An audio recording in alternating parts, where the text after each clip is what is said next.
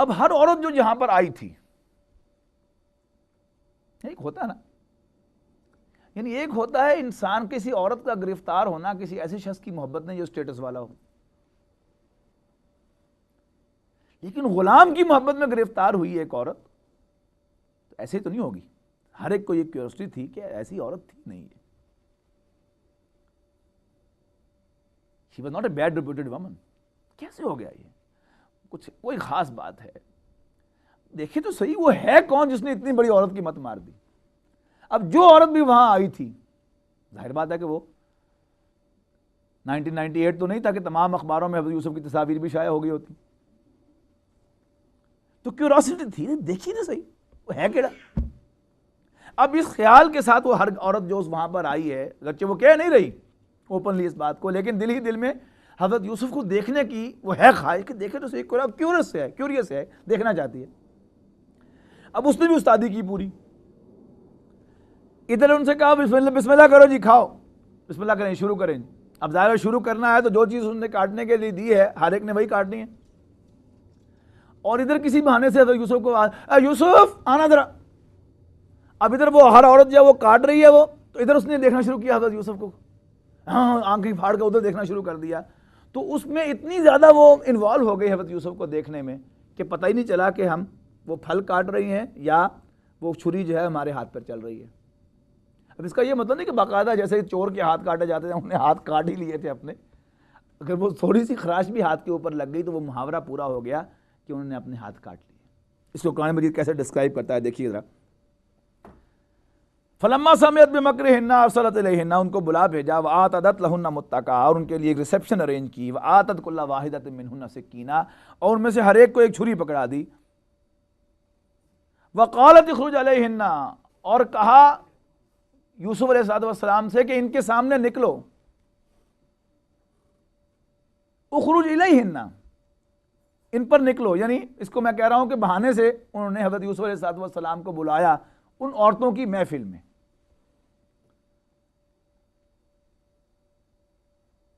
فلما رأینہ، ابھی جمع کا صیغہ ہے، جمع مؤنث کا، رأینہ، تو جب ان سب عورتوں نے حضرت یوسف کو دیکھا، اکبرنہ،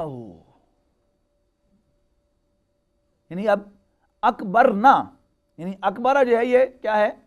پہلا صیغہ ہے. اکبرنہ، وہ سب حضرت یوسف علیہ السلام کی گریٹنس سے، ان کی بڑائی سے مرعوب ہو گئیں. اکبرنہ تو مرعوب ہو گئی بڑائی سے اس کی، یعنی حضرت یوسف علیہ السلام کی عظمت سے، ان کی بڑائی سے، ان کی ہینڈسمنس سے مرعوب ہو گئیں. وَقَطَّعْنَا أَيْدِيَهُنَّ، اور انہوں نے اپنے ہاتھ کاٹ لیے. وَقُلْنَا، کہنے لگی، حاشا للہ، اللہ کی پناہ، ما ھذا بشرا، یہ تو کوئی انسان ہے ہی نہیں، ان ھذا الا ملک کریم. یہ تو سچی سے ہیں، یہ تو کوئی بندہ ہے ہی نہیں، یہ تو ہے ہی کوئی فرشتہ. اب یہی وہ چاہتی تھی نا، ریشنلائز کرنا اپنی پوزیشن کو، کلیریفائی کرنا کہ بڑی باتیں بنا رہی ہو میرے بارے میں، تم اس کو دیکھو تو تمہیں پتا چلے کہ میرے ساتھ ہوا کیا تھا. تو اکبرنہ، حضرت یوسف علیہ السلام کی عظمت سے وہ تمام عورتیں مرعوب ہو گئیں. وقطعنا ایدیہن، انہیں اپنے ہاتھ کاٹ ڈالے. وقلنا حاشا للہ ما ھذا بشرا، کہنے لگیں کہ اللہ کی پناہ، یہ تو کوئی انسان ہے ہی نہیں، ان ھذا الا ملک کریم، یہ تو کوئی بڑا باعزت فرشتہ ہے. فرشتہ بھی چھوٹا موٹا نہیں، ملک کریم، بڑا ہی عزت والا فرشتہ ہے. قالت، اب ذرا وہ شعر ہوئی، اب اس کی جان میں جان آئی کہ دیکھا. قالت، کہنے لگی، فذالکن الذی لمتننی فیہ، بڑے مجھ پر الزام شزام لگ رہے تھے کہ غلام سے پھنس گئی اور یہ ہو گیا اور وہ ہو گیا، دیکھا اپنا حال تم نے. تو فذالکن الذی لمتننی فیہ، تو یہ تھے وہ صاحب جن کے لیے تم مجھے بلیم کر رہی تھی. وَلَقَدْ رَاوَدتُّهُ عَن نَفْسِهِ، ہاں یس، جو کچھ تم نے سنا تھا صحیح تھا، یس آئی ڈیڈ. لیکن فاستعصم، اس شخص نے اپنے آپ کو مضبوطی کے ساتھ پکڑ کے رکھا. عصمت کہتے ہیں حفاظت کو. اعتصام کسی چیز کو مضبوطی کے ساتھ پکڑنا حفاظت کی غرض. فاستعصم، اس نے اپنے آپ کو تھام کے رکھا، پکڑ کے رکھا مضبوطی کے ساتھ. کہتے ہیں نا واعتصموا بحبل اللہ جمیعا، اللہ کی رسی کو مضبوطی کے ساتھ تھام لو، یہ وہی ہے. فاستعصم وہ اعتصام ہے باب افتعال سے، اور یہ استعصام ہے مضبوطی حاصل کرنا، کسی کی حفاظت میں آ جانا انسان کا. فاستعصم، پس وہ مضبوطی سے تھام لیا اس نے اپنے آپ کو اور اپنے آپ کو حفاظت میں رکھا. وَلَئِن لَّمْ يَفْعَلْ مَا آمُرُهُ، اب یہ جری ہو گئی کہ دیکھو یہ ہے غلام، میں اس کی مالکن ہوں، اگر یہ اپنی اوقات میں نہیں رہے گا، غلام بن کے نہیں رہے گا، اور میری وہ خواہش جو میں اس سے رکھتی ہوں پوری نہیں کرے گا. وَلَئِن لَّمْ يَفْعَلْ مَا آمُرُهُ، اور اگر اس نے وہ نہ کیا جو میں اس کو حکم دے رہی ہوں، لَيُسْجَنَنَّ، یہ لازماً جیل بھیج دیا جائے گا. وَلَيَكُونَ مِنَ الصَّاغِرِينَ، اور پھر یہ چھوٹا ہو کر رہ جائے گا. اس لیے کہ ایسے واقعات میں جہاں ایک پارٹی چھوٹی ہو ایک بڑی ہو، حقیقت کچھ بھی ہو، جو فائنل ججمنٹ آیا کرتی ہے اس میں چھوٹا جو ہے وہ ہمیشہ مجرم قرار پایا کرتا ہے اور بڑا جو ہے وہ بری قرار پایا کرتا ہے. ایک طرف ایک غلام ہے بیچارہ، اور دوسری طرف ایک منسٹر کی بیوی ہے. تو اگرچہ اس منسٹر نے خود جو ہے وہ حضرت یوسف کے سامنے اعتراف بھی کر لیا کہ نہیں چل جان دے، اور اس سے کہہ بھی دیا کہ تمہاری چالیں ہیں، لیکن اب پبلک کو کیا منہ دکھائے. اب پبلک نے اپنا بھرم رکھنے کے لیے فیصلہ کیا آئے گا کہ مجرم جو تھا یہ لڑکا تھا، اس نے دسترازی کی تھی، اس نے زیادتی کی تھی، اس نے میری بیوی پر ہاتھ ڈالا تھا، لہذا اسے جیل بھیج دیا جائے. تو لَيُسْجَنَنَّ، تو لازماً جیل بھیج دیا جائے گا. وَلَيَكُونَ مِنَ الصَّاغِرِينَ، اور پھر یہ چھوٹوں میں سے ہو جائے گا. بے عزت یہ ہوگا، ہمارا کچھ نہیں بگڑے گا. قال، اب اس پر ریئیکشن دیکھیے حضرت یوسف علیہ السلام کا. یہ ہے ہدایت میرے اور آپ کے لیے، مردوں کے لیے. اپنے آپ کو کسی غلط فہمی میں رکھنا کہ کچھ نہیں ہوتا، حالات کیسے بھی ہوں. خواتین خواہ میرے ساتھ بیٹھی رہیں، میرے ادھر بھی ہوں، ادھر بھی ہوں، ادھر بھی ہوں، پیچھے بھی ہوں، آگے بھی ہوں، مجھے کچھ نہیں ہوتا. کیوں کچھ نہیں ہوتا؟ کیا غلط فہمی ہوتی ہے ہمیں؟ یا ہمیں اپنے تقویٰ پر ناز ہوتا ہے، اپنی خدا خوفی پر ناز ہوتا ہے، اپنی پائرٹی پر ناز ہوتا ہے، پاک بازی پر ناز ہوتا ہے، یا خاندانی بیک گراؤنڈ کی بنیاد پر ہم کہتے ہیں کہ وہ تو کنجر لوگ کرتے ہیں ایسی حرکتیں، ہم تو خاندانی لوگ ہیں. تو یاد رکھیے گا اللہ کے نبی سے بڑھ کر متقی اور کوئی نہیں ہوتا. حضرت یوسف کون ہے؟ اللہ کے نبی ہیں. اور رہی فیملی بیک گراؤنڈ، تو آج تک دنیا میں جتنے بھی انسان پیدا ہوئے ہیں، the man with the best family background Hazrat Yusuf علیہ السلام. دیکھیے تو صحیح فیملی بیک گراؤنڈ کیا ہے ان کی. خود بھی نبی ہیں، ایک نبی کے بیٹے ہیں، ایک نبی کے پوتے ہیں، اور حضرت ابراہیم جیسے اللہ کے پیغمبر کے پڑ پوتے ہیں. لیکن ہینڈز اپ کر رہے ہیں. اب رب السجن احب الی، قال، حضرت یوسف کہنے لگے رب السجن احب الی مما یدعوننی الیہ.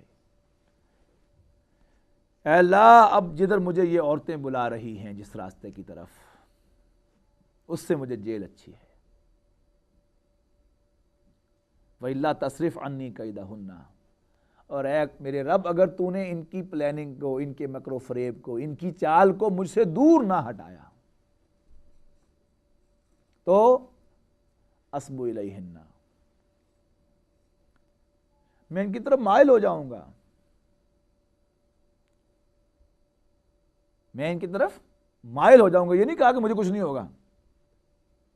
اصب الیہن، میں ان کی طرف مائل ہو جاؤں گا. وَأَكُن مِّنَ الْجَاهِلِينَ، اور میں جذباتی ہونے والوں میں شامل ہو جاؤں گا.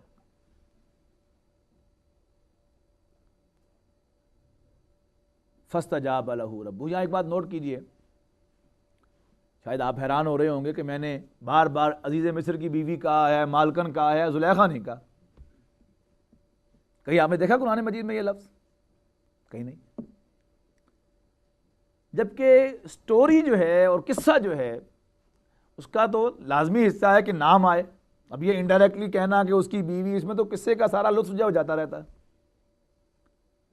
قرآن مجید چونکہ کتاب ہدایت ہے، یہاں کوئی قصہ بھی بیان ہو رہا ہے تو ہدایت کے لیے ہو رہا ہے، لہذا ضرورت ہی محسوس نہیں کی کہ اس عورت کا نام بھی بیان کیا جائے گا، اس کا زلیخا تھا یا پلیخا تھا یا کیا تھا. تو قرآن مجید نے اس کا نام مینشن نہیں کیا، لہذا میں نے بھی ترجمے میں اس کو مینشن نہیں کیا. اسی طرح اب قرآن مجید میں وہ جو واقعہ تھا، یعنی سیکس سے ریلیٹڈ جو حصہ تھا اس واقعے کا، وہ یہاں پر ختم ہو گیا. اب کوئی تفصیل آپ کو قرآن مجید میں اس کے بعد نہیں ملے گی کہ وہ عورت کہاں گئی کہاں نہیں گئی، سوائے اس کے کہ جب وہ بادشاہ کے دربار میں حضرت یوسف علیہ السلام جب مطالبہ کریں گے کہ ان کو بلاؤ اور میری پہلے کلیریفیکیشن ہو، اس لیے کہ جیل میں تو بھیجا گیا تھا اس چارج کے ساتھ کہ انہوں نے یہ زیادتی کی ہے، تو صرف اس کی کلیریفیکیشن چاہیے. اور پھر تمام عورتوں کو وہاں پر بادشاہ نے دربار میں بلایا ہے اور پھر ان سب نے اعتراف کیا ہے، مصر کی بیوی نے بھی اعتراف کیا کہ ہاں واقعی میں نے زیادتی کی تھی. اس کے علاوہ اور کوئی ذکر قرآن مجید کے اندر نہیں ہے. لیکن چونکہ ہم اس کو سمجھتے ہیں صرف ایک سٹوری، اور وہ بھی ایک رومانٹک سٹوری، اور فلمی سٹوری مکمل نہیں ہوتی جب تک ہیرو ہیروئن کی شادی نہ ہو. اب پتہ نہیں کہاں سے وہ روایات آ گئیں کہ پھر وہ حضرت یوسف بادشاہ بن گئے، پھر وہ سیر کر رہے تھے دریا کے کنارے اور پھر وہ ایک بڑھیا جو ہے وہ سامنے آ گئی، اس نے اس کی طرف دیکھا، پھر وہ اچانک وہ جوان ہو گئے، وہ بوڑھی ہو گئی، پتہ نہیں کہاں، اس کے بعد ان کی شادی بھی ہو گئی. کوئی ذکر قرآن مجید میں اس کا نہیں ہے، نہ حضور صلی اللہ علیہ وسلم کی احادیث میں ہے. غالباً شاید کوئی اسرائیلی روایات ہیں، ان کے اندر سے یہ باتیں آئی ہیں یا کہاں سے آئی ہیں، لیکن ہمیں معلوم ہونا چاہیے کہ وہ قصہ یوسف جس سے قرآن ہمیں روح شناس کرواتا ہے، اس میں ایسا کوئی ذکر جو سرے سے نہیں. تو فرمایا فاستجاب، ملا لیجیے سارے واقعے کو پہلے اوپر سے. قال رب السجن احب الی مما یدعوننی الیہ، حضرت یوسف نے فرمایا، عرض کی اللہ سے کہ رب السجن احب الی مما یدعوننی الیہ، کہ اے میرے رب جدھر مجھے یہ بلا رہی ہیں اس سے مجھے جیل اچھی ہے. وَإِلَّا تَصْرِفْ عَنِّي كَيْدَهُنَّ، اور اگر تو نے ان کے مکر و فریب کو مجھ سے دور نہ ہٹایا، أَصْبُ إِلَيْهِنَّ، تو میں ان کی طرف مائل ہو جاؤں گا. وَأَكُن مِّنَ الْجَاهِلِينَ، اور میں جذباتی ہونے والوں میں شامل ہو جاؤں گا. فاستجاب له ربه، پس اس کے رب نے، حضرت یوسف کے رب نے ان کی دعا قبول کر لی. فصرف عنہ کیدہن، اور ان کی پلاننگ کو اس سے دور ہٹا دیا. کیسے دور ہٹایا؟ یعنی انہ هو السمیع العلیم، بے شک وہ سب کچھ سننے والا، سب کچھ جاننے والا ہے. ثم بدا لهم من بعد ما رأوا الآیات لیسجننہ حتی حین، پھر سب نشانیاں دیکھ کر اور کرتے دیکھ کر اور قمیضیں دیکھ کر آخر ان کی رائے یہی ٹھہری کہ عافیت اسی میں ہے، ہماری عزت اسی میں ہے کہ اس کو جیل بھیج دیا جائے.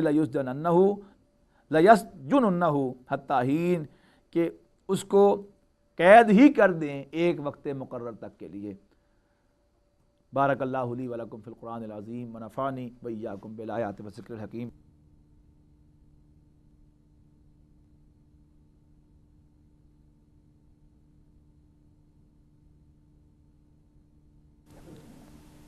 الحمدللہ وکفیٰ والصلاۃ والسلام علی عبادہ الذین اصطفیٰ، اما بعد.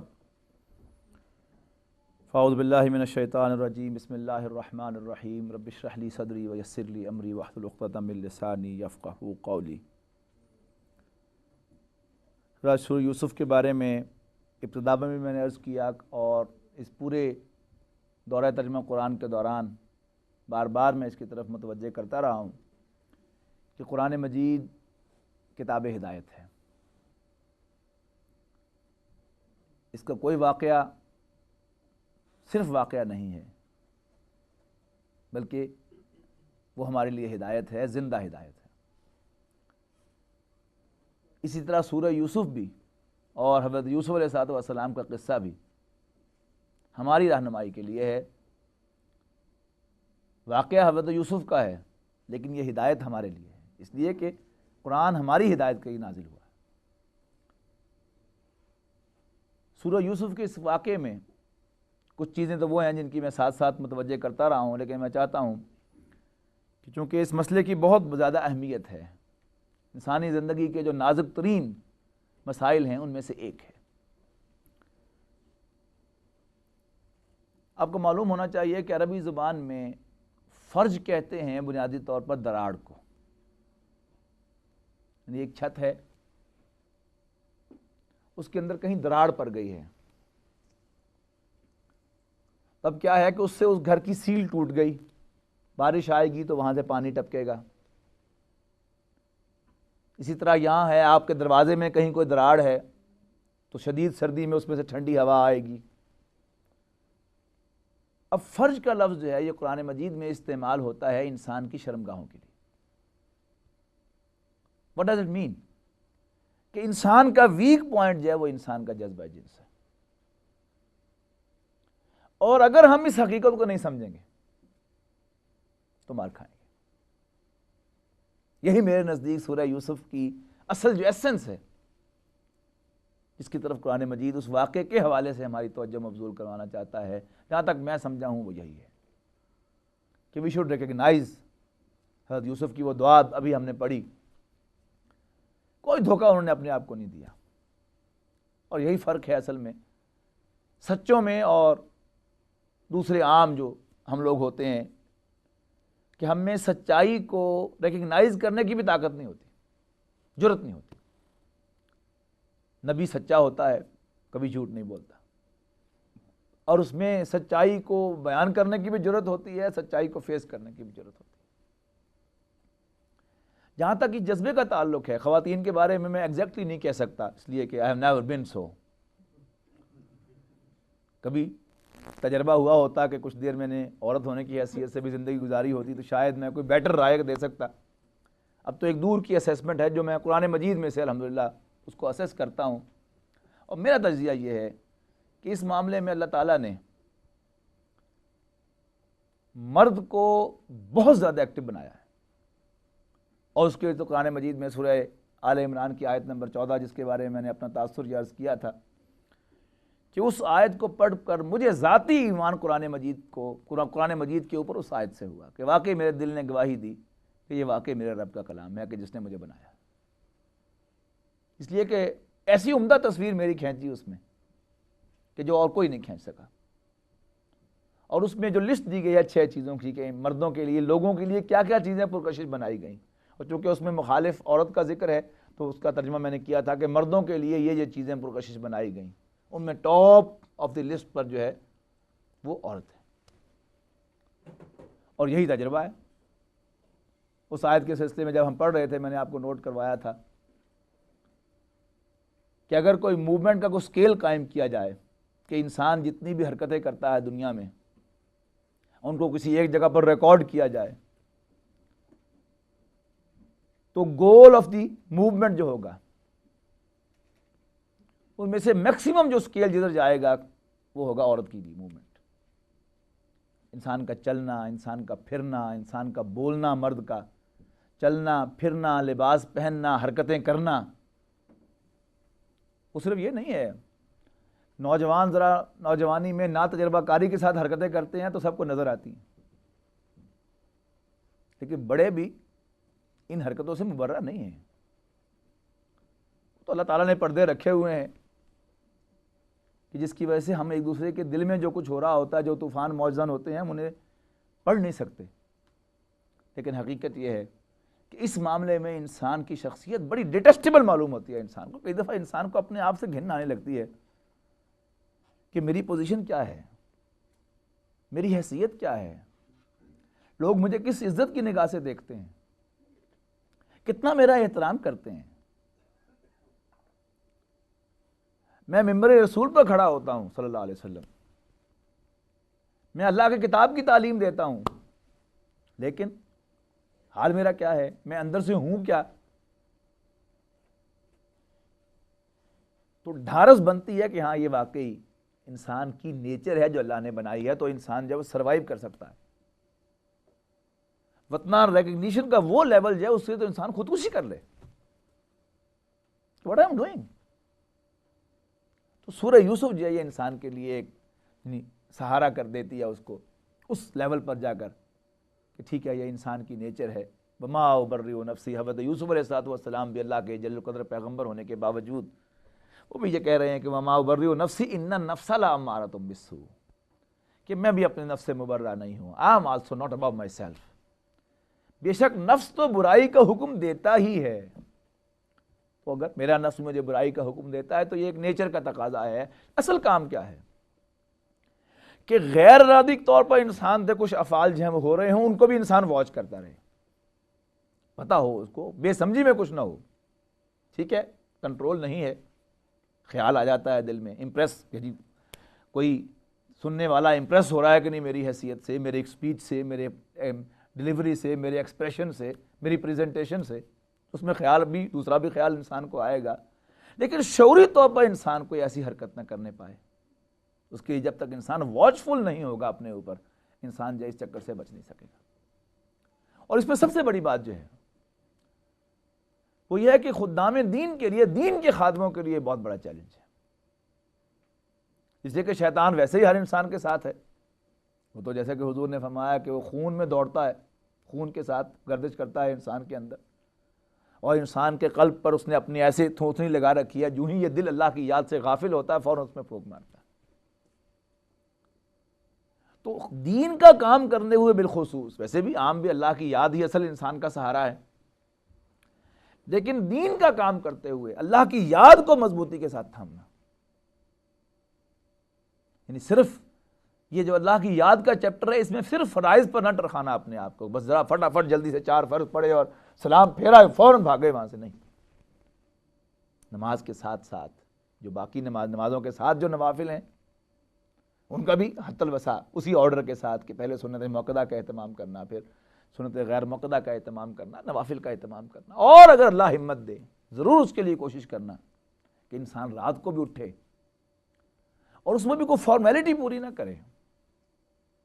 جتنا قرآن یاد ہو میکسیمم 1 رکعت کے اندر انسان پڑھے، تاکہ وہ دل جو ہے اس کے اندر تقویت جو ہے خدا خوفی کی وہ پیدا ہو، اور اللہ کے ساتھ وہ تعلق اور اللہ کی یاد دل کے اندر گھر کر جائے. تو ایک تو یہ چیز ہے سب سے بڑی کہ خاص طور پر دین کا کام کرنے والوں کو، اور اس میں شعوری طور پر دور رکھنا. اور اس میں بڑی عجیب جو سب سے چیز ہے وہ یہ ہے کہ دین میں ظاہر بات ہے کہ کچھ مسائل ہیں جو خواتین سے متعلق ہیں، اور جو بھی دین کا خدمت کرنے والا شخص ہے، دین کی بات کرنے والا شخص ہے، قرآن پڑھانے والا، حدیث پڑھانے والا، فقہ پڑھانے والا، اس سے ضرورت ہے خواتین کی کہ مسائل معلوم کیے جائیں. لیکن وہ مسائل جو ہیں، خدا را میں اپنی بہنوں سے مخاطب ہوں کہ مولویوں سے، دیندار لوگوں سے براہ راست وہ مسائل کبھی نہ پوچھیں. اور اس میں سب سے زیادہ ڈینجرس نکاح و طلاق کے مسائل ہیں. اب نکاح کس چیز کا نام ہے؟ ایک میاں اور بیوی کے درمیان، شوہر اور بیوی کے درمیان، ایک مرد اور عورت کے درمیان بنیادی طور پر ایک جنسی تعلق کو لیگلائز کرتا ہے نا نکاح. تو بنیادی تعلق جو ہے میاں اور بیوی کے درمیان وہ جنسی تعلق ہے. اب وہ تعلق سسپینڈ ہوا ہے، اسی کے ساتھ وہ طلاق کے بہت سے مسائل متعلق ہیں. ظاہر بات ہے اس کے معاملے میں کیوری جو ہے وہ کرنی ہوگی اسے. اب ظاہر بات ہے کہ جب وہ کیوری ہوگی اور ایک خاتون جو ہے وہ نامحرم خاتون جو ہے کسی مولوی کے پاس، کسی دیندار شخص کے پاس، کسی عالم کے پاس بیٹھی ہے، اس سے یہ ڈسکس کر رہی ہے، خاتون پر ہی ڈسکس کر رہی ہے براہ راست، تو ظاہر بات ہے کہ وہ مرد جو ہے وہ مولوی صاحب جو ہے مرد پہلے ہوں گے، اور مولوی یا اللہ کے دین کے خادم یا قرآن کے عالم یا حدیث کے عالم یا فقہ کے عالم بعد میں ہوں گے. اس کو تو میں سمجھتا ہوں کہ خواتین بھی پلے باندھیں، ہماری بہنیں بھی پلے باندھیں اس نقطے کو کہ اس معاملے میں کبھی کسی پر اعتماد نہ کریں. میں ہوں. اور اس میں عجیب معاملہ ہے کہ ذرا کوئی شخص جو ہے، میرا تجربہ ہے کہ ذرا آپ نے دین کی بات شروع کی اور کچھ ذرا امپریشن ہوا، فوراً جو ہے وہ مینسز کا کوئی مسئلہ، جی مینسز کے ساتھ عورت مسجد میں آ سکتی ہے، اس کی حدود بیان کرتے. اب یہ چیزیں جو ہے یہ کسی انڈائریکٹ میتھڈ سے بھی پوچھی جا سکتی ہیں. آپ کے اپنے جو بھی گھر کے شوہر ہیں ان سے کہیں کہ مجھ سے آ کے پوچھ لیں، یا کسی اور عالم دین سے آ کے پوچھ لیں. یہ مسئلہ براہ راست پوچھنے کی کیا ضرورت ہے؟ اور پھر اس سے بھی آگے بڑھ کر جو ہے پھر کوئی اس میں خیال نہ کرنا، اور اس میں ایک عام جو ہے وہ مولویوں کا ایک ہیلا بنا ہوا ہے کہ شرع میں کوئی شرم نہیں. شرع بے شرم بھی نہیں ہے، یاد رکھیے گا. شرع میں شرم ہے، حیا ہے. سب سے پہلی چیز اس میں یہ ہے. قرآن مجید میں کہا گیا کہ ان اللہ لا یستحی من الحق، کہ اللہ تعالیٰ حق بات کہنے سے نہیں شرماتا. اس کا یہ مطلب ہے کہ کوئی دین بے شرم ہے؟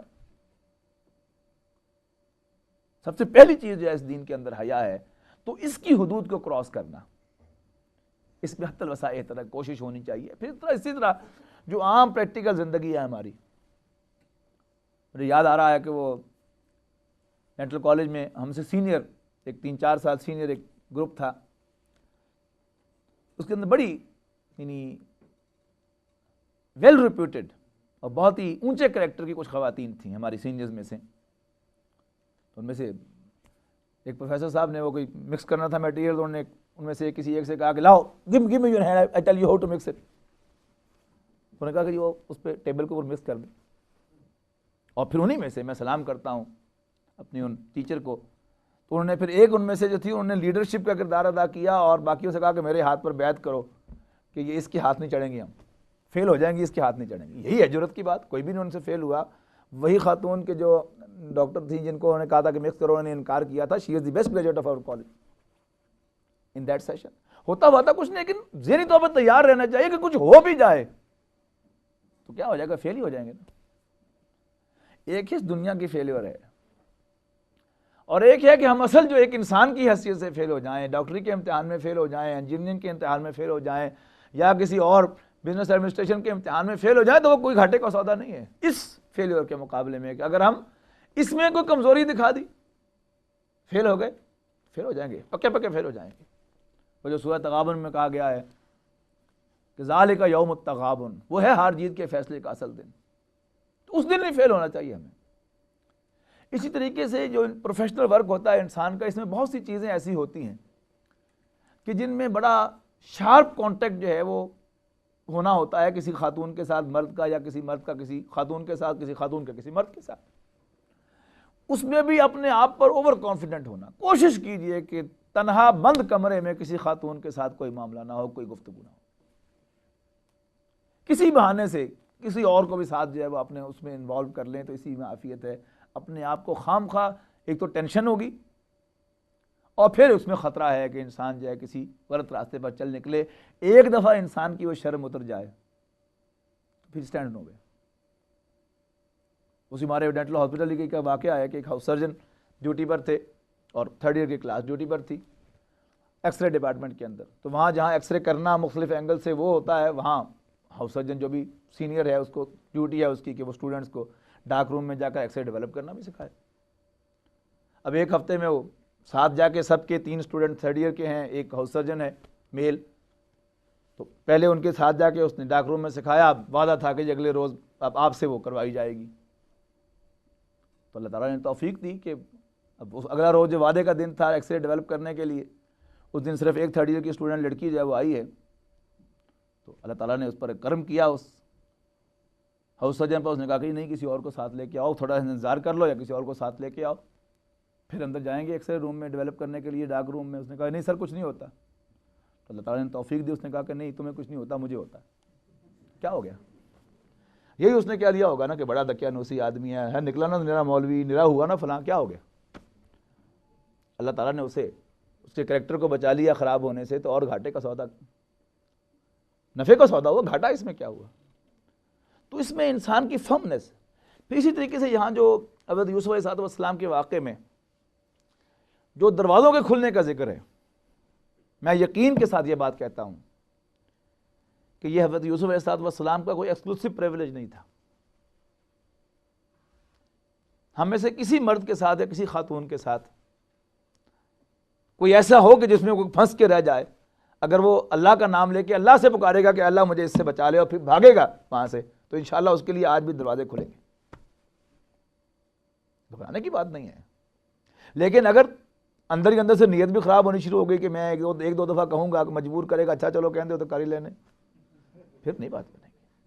اور ہوتا ہے انسان کی نیچر جو ہے وہ اسی طرح ہے کہ وہ اصل میں بیچ میں سے وہ کنونس تو ہو چکا ہوتا ہے کہ اب کرنا ہے، اب یہ وہ مجبور کرے گا تو کر ہی لیں گے، میں کہوں گا کہ نہیں اس نے بڑا مجبور کیا تھا، میرا تو اس میں کوئی قصور نہیں ہے۔ کس کو دھوکہ دے رہے ہیں ہم؟ اللہ کو ہم دھوکہ نہیں دے سکتے۔ اور اس میں سب سے جو خطرے کی بات میں نے محسوس کی ہے اس سارے قصے کے اندر اور سارے اس قضیے کے اندر کہنا چاہیے، اس معاملے میں جو بھی سیکس ڈسپلن ہے جو اسلام نے سکھایا ہے، قرآن مجید میں سے جو میں نے پڑھا ہے، کہ مرد کا تو یہ ہے ٹاپ جذبہ، اس کے جذبات میں، جبکہ عورت کے جذبات میں جنسی جذبہ جو ہے یہ اتنا زیادہ نمایاں نہیں ہے، بلکہ بہت کم جو ہے وہ نمایاں ہے، اسے وہ احساس بھی نہیں ہوتا کہ اس کے اندر یہ جذبہ ہے۔ میرا اندازہ ہے، وہی بات کر رہا ہوں، پھر دور سے میرا دیکھا ہوا ایک اندازہ ہے، عورت کے اندر جو ٹاپ کا جذبہ ہے اس کے جذبات میں وہ مامتا کا جذبہ ہے، اپنے بچے کی محبت اور اس کی ٹیک کیئر، جتنی عورت اس کے اندر انوالو ہوتی ہے، جس طرح اس پر وہ جذبہ سوار ہوتا ہے، جنسی جذبہ اس پر ایک عام عورت پر اس طرح سوار نہیں ہوتا۔ ہاں البتہ یہ بھی پھر ہوتا ہے کہ مرد جب اس کو ٹریپ کرنے میں کامیاب ہو جائے تو پھر اگر وہ واقعی اس کے ہاتھ چڑھ جائے تو پھر وہ تمام حدوں کو پھلان کر کے اسی قوت کے ساتھ، جس قوت کے ساتھ کہ اپنے بچوں سے پہلے محبت کیا کرتی تھی، اسی قوت کے ساتھ اس کے پیچھے بھی جاتی ہے۔ پھر وہ دیکھنے کو ملتا ہے آپ کو کہ 4 بچوں کی ماں ہے اور ایسا کسی نے اس کو ورغلایا ہے کہ آنکھیں جو ہیں وہ بھی انسان کی کھلی رہ جائیں، اور سننے والے کے کان جو ہے وہ قبول کرنے سے انکار کریں کہ میں سچ سن رہا ہوں۔ اخبار پڑھے تو معلوم ہو کہ ہاں واقعی ایسا بھی ہو سکتا ہے، لیکن ایسا ہوتا ہے۔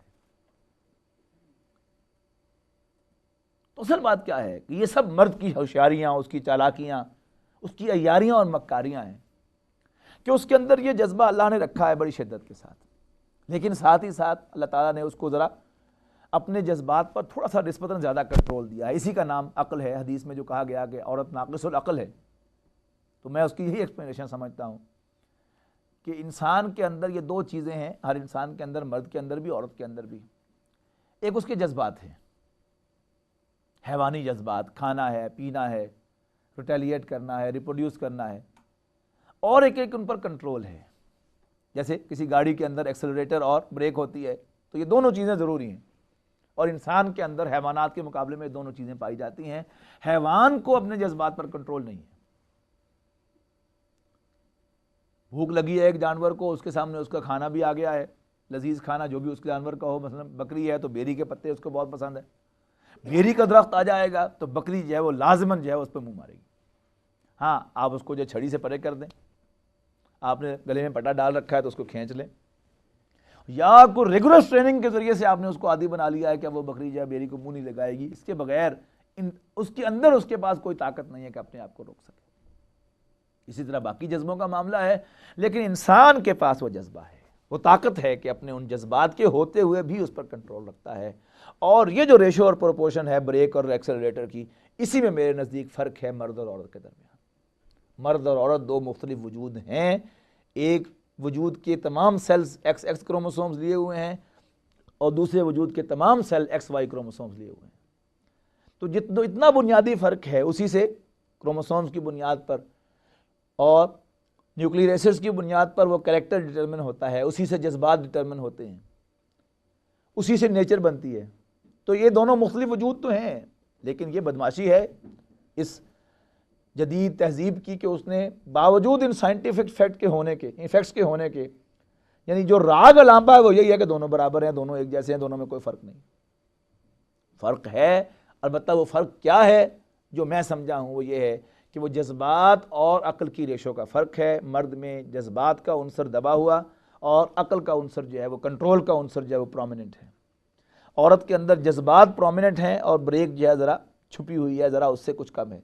اب جذبات کے اندر جو تقسیم ہے وہ مرد کی تو صاف آیت آپ کو مل گئی سورہ آل عمران کی آیت نمبر 14 میں، وہ بھی مجھے کیوں ملی کہ میں مرد تھا، قرآن مجید پڑھتے ہوئے فوراً اب جب اپنا نام آتا ہے انسان کا، 100 آدمی آپ سب بیٹھے گفتگو کر رہے ہوں گے تو کہیں سے مجھے آواز آئے گی نا سمیع کی، تو فوراً میں متوجہ ہوں گا کہ میرا نام کون پکار رہا ہے۔ باقی سب باتیں آپ کی ہو رہی ہیں، میں سنوں گا ہی نہیں، غور نہیں کروں گا، لیکن جب میرا نام آئے گا فوراً میرے کان کھڑے ہوں گے۔ اسی طرح میں ہی سمجھتا ہوں کہ جو سورہ آل عمران کی آیت نمبر 14 کی طرف میری متوجہ ہوئی، کیوں ہوئی؟ کہ میری تصویر سامنے آئی، فوراً میں نے پہچان لیا کہ یہ میری تصویر ہے۔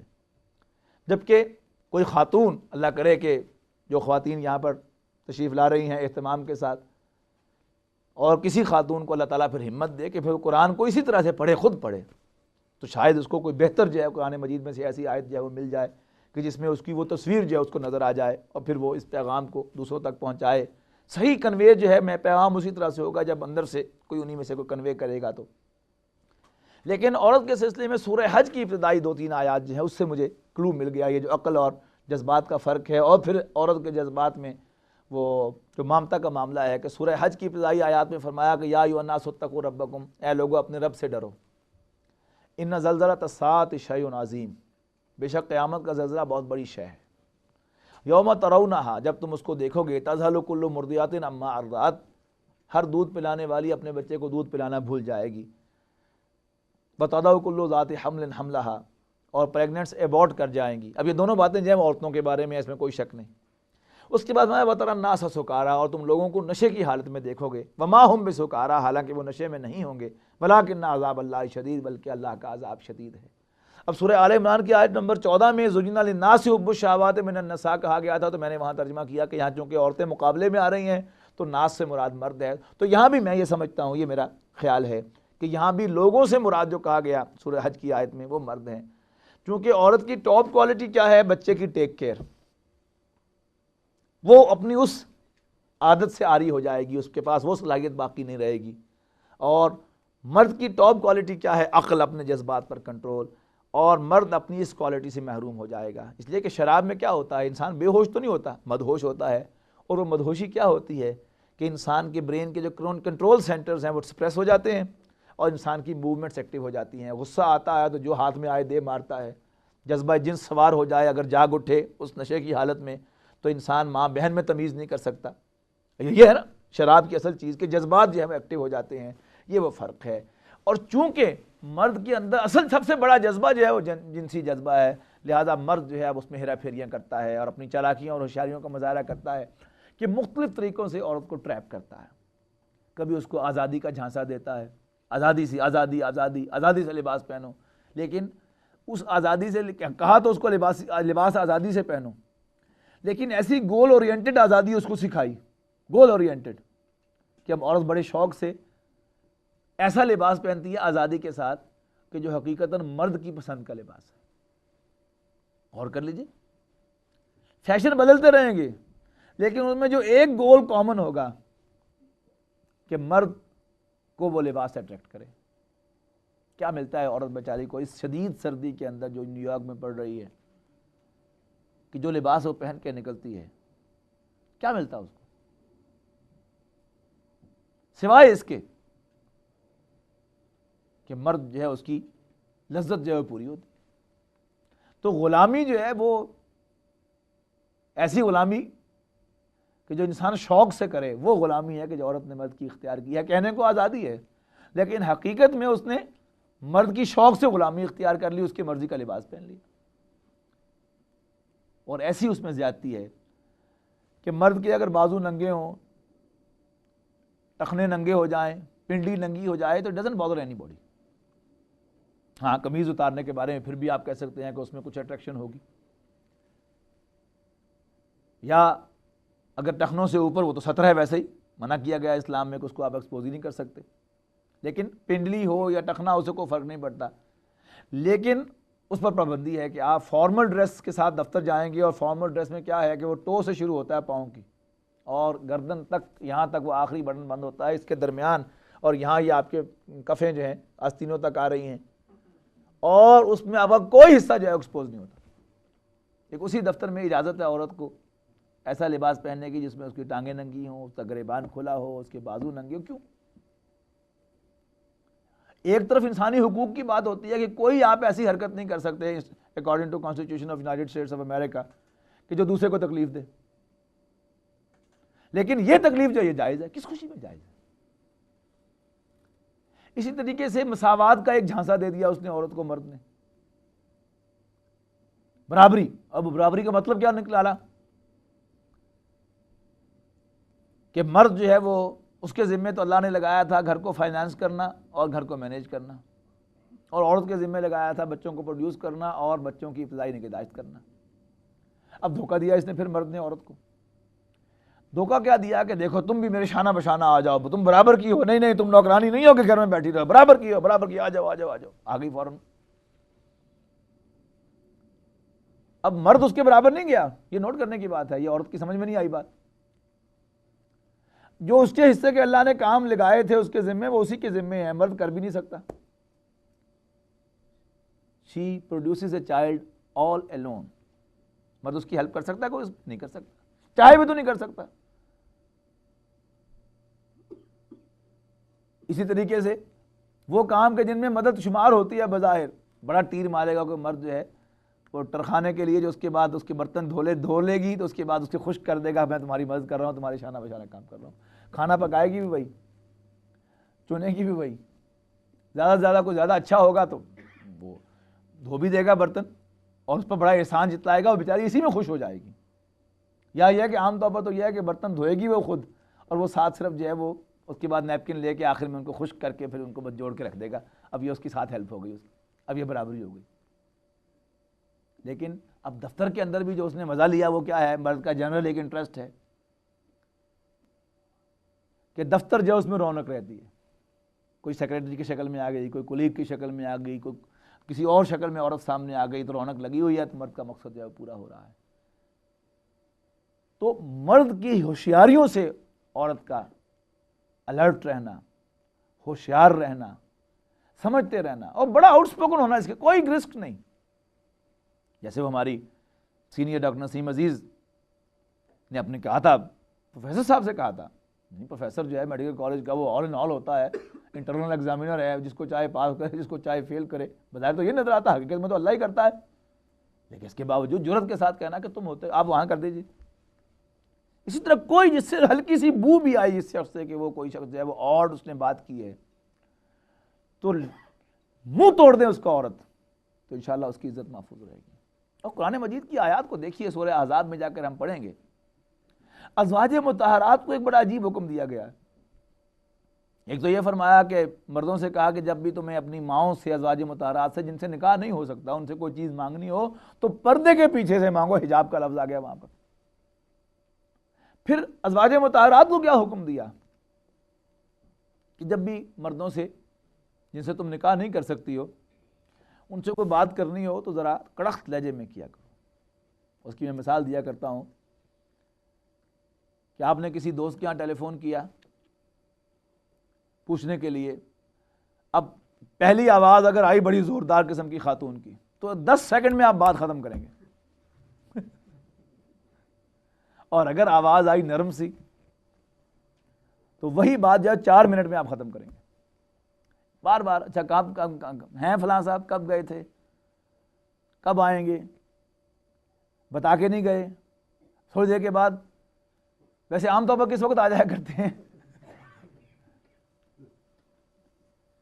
اب قرآن مجید کی ہدایت اب ایسے تو نہیں ہے نا جب کہہ دیا کہ اب یہ بظاہر یہ بد اخلاقی کی بات ہے کہ روڈلی بولا کرو، لیکن باقاعدہ حکم دیا گیا ازواج مطہرات کو کہ روڈلی بولا کرو ان سے، تاکہ جس کے دل میں کوئی بیماری ہو، الفاظ ہیں آگے کہ جس کے دل میں کوئی روگ ہو، کوئی بیماری ہو، کوئی کجی ہو، اس کا دماغ ٹھیک رہے۔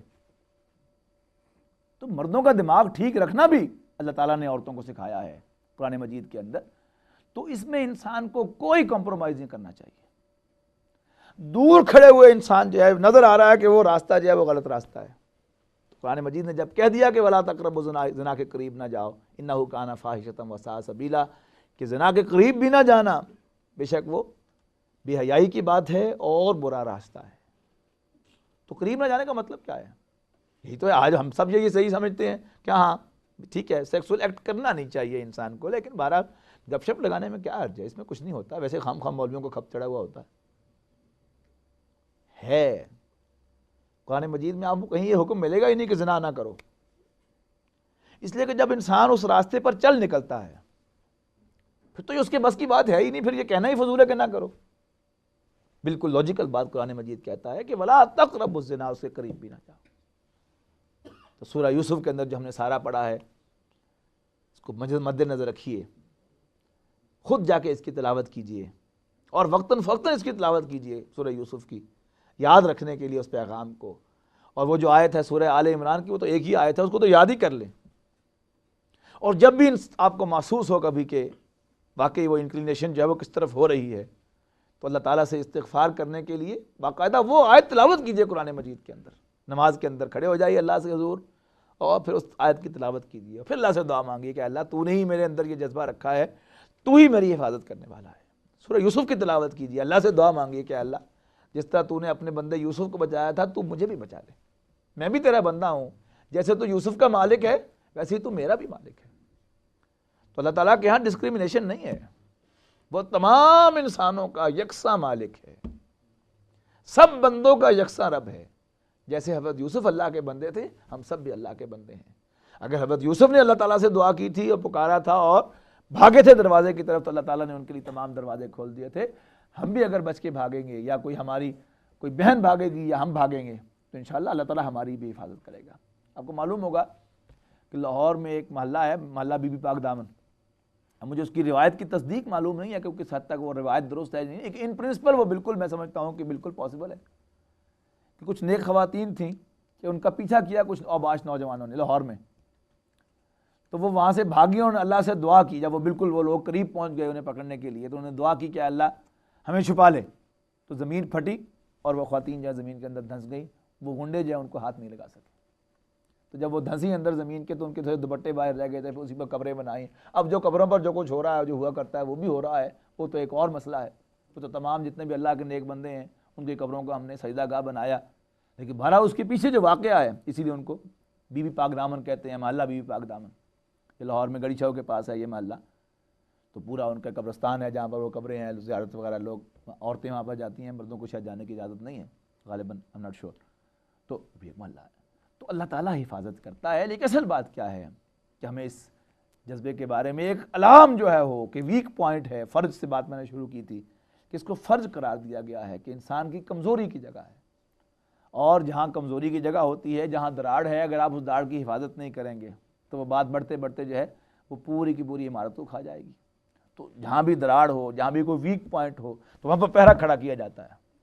تو اپنے ان الفاظ جو آئیں گے سورہ مومنون کے اندر آگے جا کر کہ والذین هم فی فروجہم حافظون، اللہ کے بندوں کا ذکر کیا کہ وہ اپنی شرم گاہوں کی حفاظت کرتے ہیں۔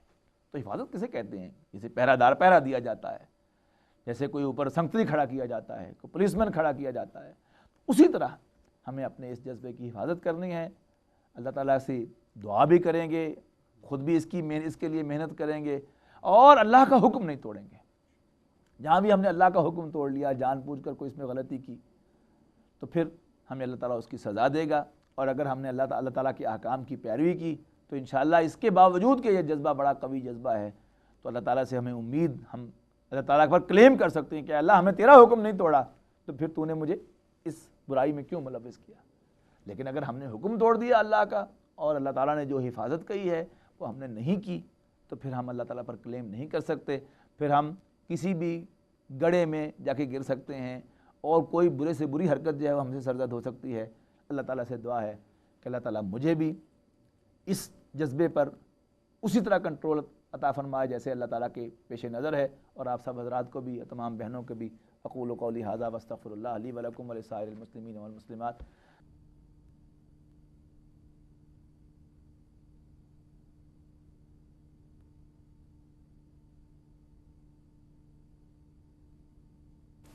اعوذ باللہ من الشیطان الرجیم، بسم اللہ الرحمن الرحیم۔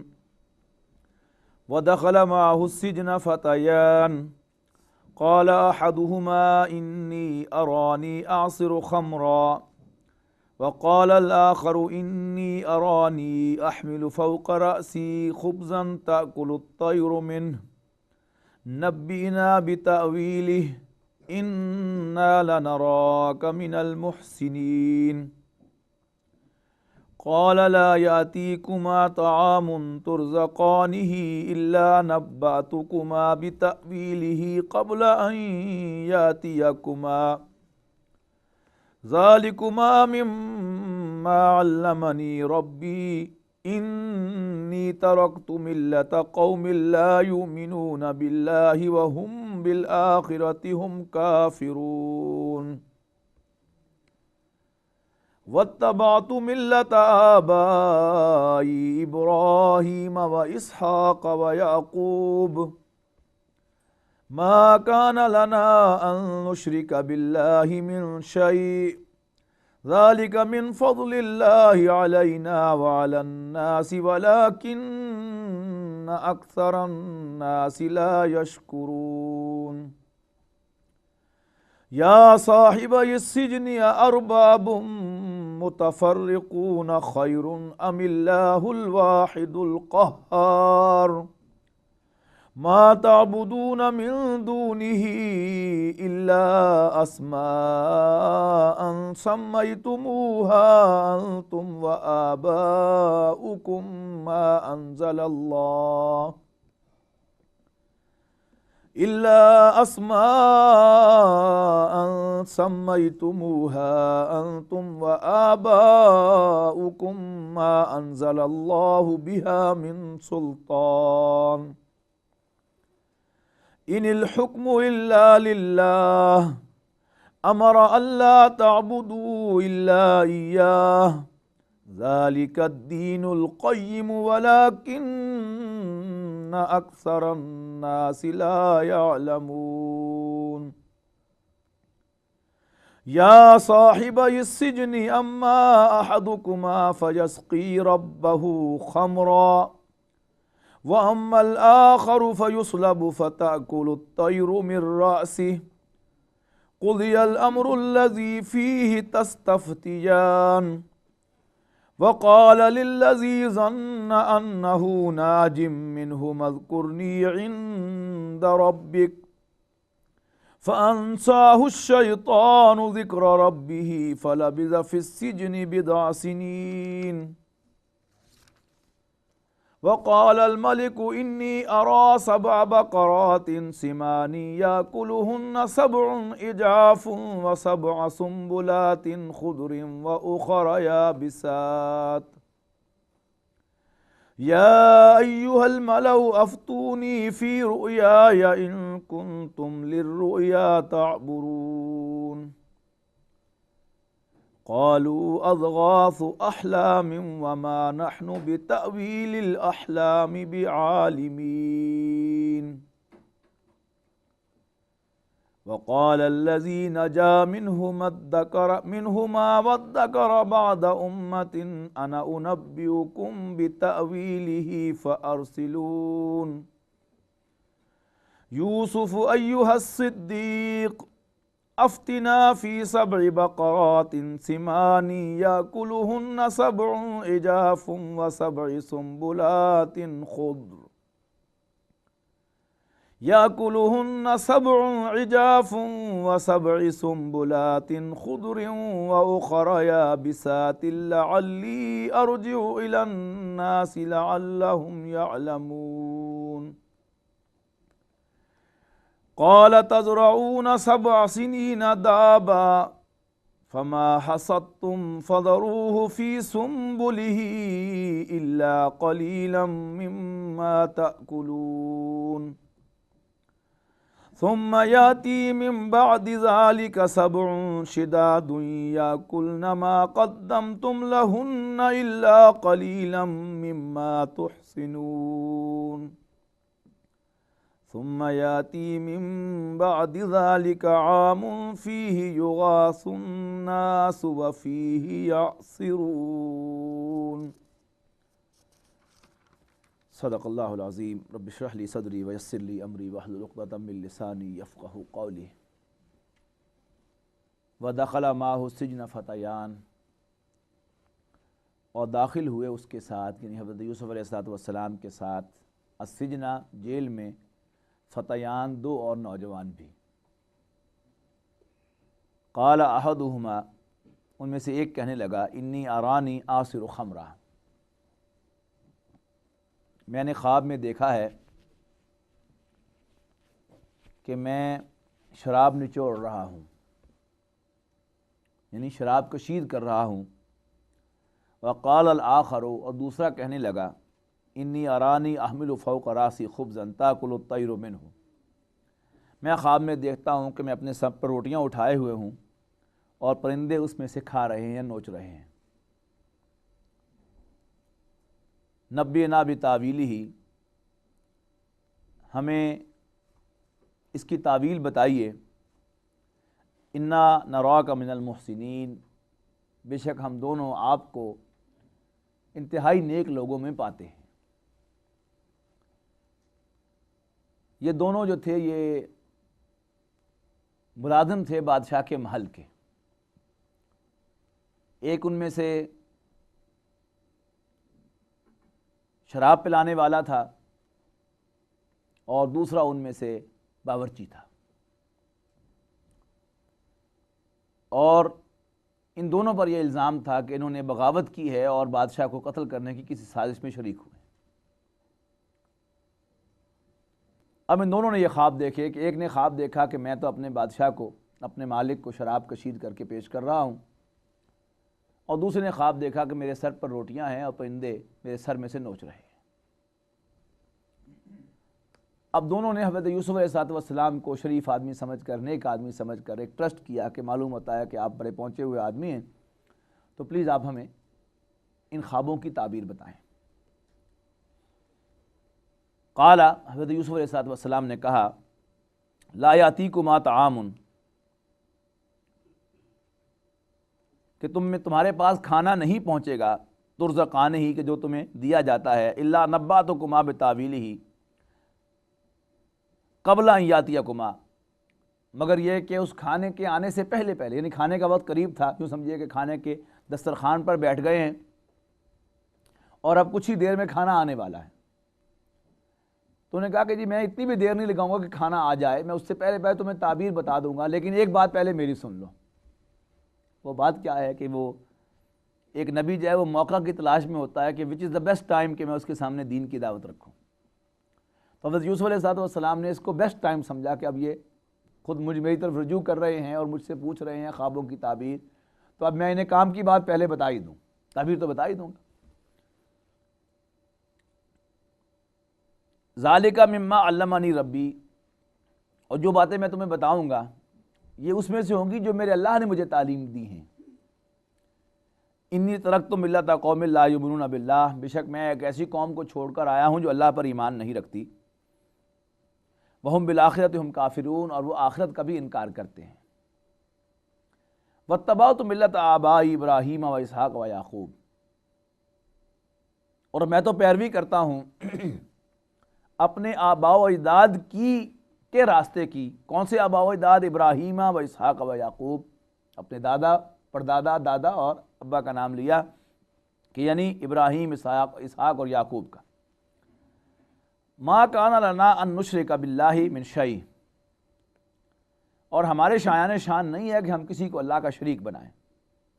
ذالک من فضل اللہ علینا، اور یہ اللہ کا ہم پر فضل ہے، وعلی الناس، اور لوگوں پر، ولکن اکثر الناس لا یشکرون، لیکن اکثر لوگ شکر ادا نہیں کرتے۔ یا صاحب السجن، اے میرے دونوں جیل کے ساتھیوں، اے میرے جیل کے دونوں ساتھیوں، ارباب متفرقون خیر ام اللہ الواحد القہار، بتاؤ تو بھلا یہ ڈھیر سارے معبود اچھے ہوتے ہیں یا اللہ واحد القہار اچھا ہے؟ کس کو رب بنانا پسند کرو گے؟ یعنی ارباب کہا ہے، معبود نہیں کہا، بلکہ میں ترجمہ غلط کر دیا۔ ارباب متفرقون، کیا جدا جدا مختلف مالک اچھے ہیں یا ایک مالک جو قوت والا بھی ہو، واحد و قہار ہو؟ اللہ واحد القہار۔ ما تعبدون من دونہ الا اسماء سمیتموہا انتم وآباؤکم ما انزل اللہ بہا من سلطان، اور یہ جو جن کی تم پوجا کرتے ہو اللہ کو چھوڑ کر، وہ تو نرے نام ہیں جو تم نے رکھ لی ہیں اللہ کو چھوڑ کر، جو رکھ لی ہیں تم نے اور تمہارے آباء و اجداد نے، جبکہ اللہ نے ان کے لیے کوئی دلیل نہیں اتاری۔ ان الحکم الا للہ، اور حکم کا اختیار تو اللہ کے پاس ہے۔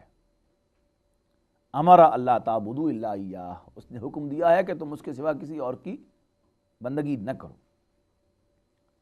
ذالک الدین القیم، یہی دین قیم ہے، ولکن اکثر الناس لا یعلمون، لیکن اکثر لوگ نہیں جانتے۔ یا صاحب السجن، اے میرے جیل کے دونوں ساتھیوں، اما احدکما، تو جہاں تک تم میں سے پہلے آدمی کا تعلق ہے، فیسقی ربہ خمرہ، تو وہ اپنے مالک کو یعنی بادشاہ کو شراب پلائے گا، یعنی اس کی وہ بری ہو جائے گا اس الزام سے اور دوبارہ ری انسٹیٹ ہو جائے گا اپنی پوزیشن میں۔ وَأَمَّا الْآخَرُ، رہا دوسرا، فَيُسْلَبُ، تو اس کو سولی دے دی جائے گی اور اس کی ناش جو ہے وہ پھینک دی جائے گی یا وہیں اس پر لٹکا دی جائے گی جس جگہ وہ لٹکی ہوگی، سلیب پر، اور پھر پرندے جو ہیں اس کے سر میں سے نوچیں گے اس کی بوٹیاں۔ کیونکہ اس کا خواب یہ تھا کہ میرے سر پہ میں روٹیاں اٹھائے ہوئے ہوں اور پرندے اس میں سے نوچ رہے ہیں. تو اس کی تعبیر انہوں نے کی کہ تمہیں سولی ہو جائے گی اور پھر تمہاری ناش پھینک دی جائے گی اور اس میں سے پھر تمہارے سر میں سے پرندے جو ہیں وہ نوچیں گے، تمہارا بھیجا بھی اور تمہارا جسم بھی. فتاکل الطیر من راسہ، اور تمہارے سر میں سے پرندے کھائیں گے. قضی الامر الذی فیہ تستفتیان، تو جو تم نے مجھ سے پوچھے تھی باتیں ان میں فیصلہ ہو چکا ہے اللہ کے پاس. وقال للذی ظن انہ ناج،